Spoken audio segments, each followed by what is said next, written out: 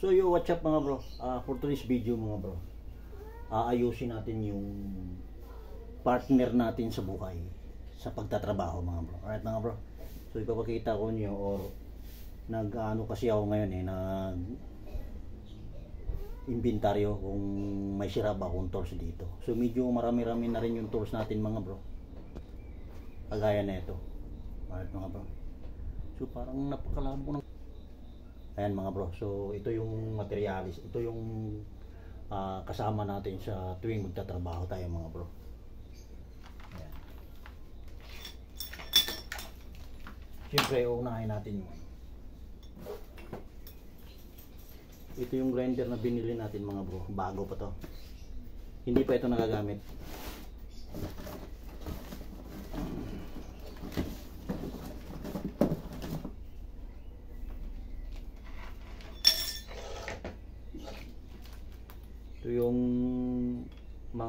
Ito yung grinder natin na medyo luma na siya.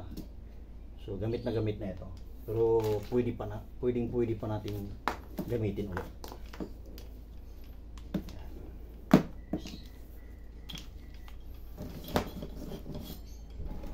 Naano ko lang kasi nag-iimbentaryo. So dalawang grinder na ito, pangatlong grinder natin to. Ayan mga bro. So tayo naman ay maingat sa ating gamit mga bro. Ito. So pangatlong grinder natin to.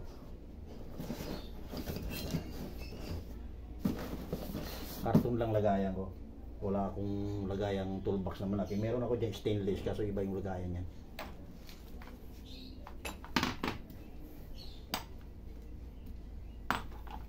So ito yung barina natin, unang barina natin.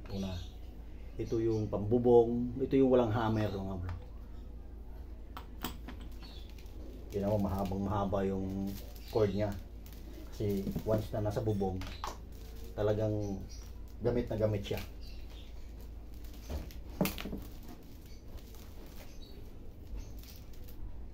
So gulong-gulo.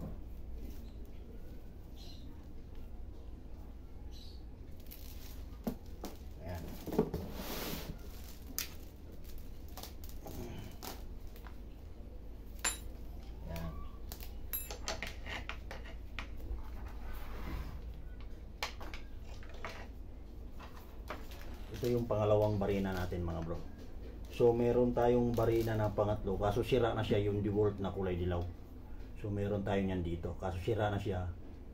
So nung pinaayos ko, armature na yung nadadali niya, kaya bumili ako ng panibago. Yan. Ito yung mga alalay natin sa tuwing magtatrabaho tayo mga bro, bilang construction worker mga bro. Alright mga bro. Ito, planer.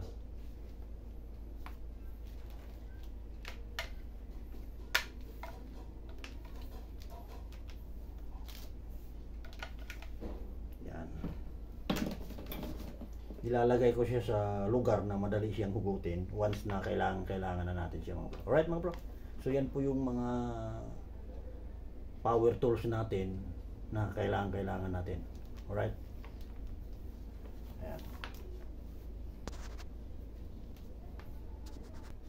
So next day, ibang tools na naman yung ano natin, kalikutin natin kung may sira ba siya o wala. Meron tayo ditong pang-cutting ng plywood mga bro. Power tools din siya. So yan po yung kalikutin natin in the next day. Alright mga bro, kasi meron pa akong gagawin. Alright mga bro. So shout out po sa lahat ng mga followers natin, viewers, subscribers. So ingat po kayo palagi. Advance Merry Christmas and Happy New Year mga bro. Alright mga bro. So let's go. Bye bye.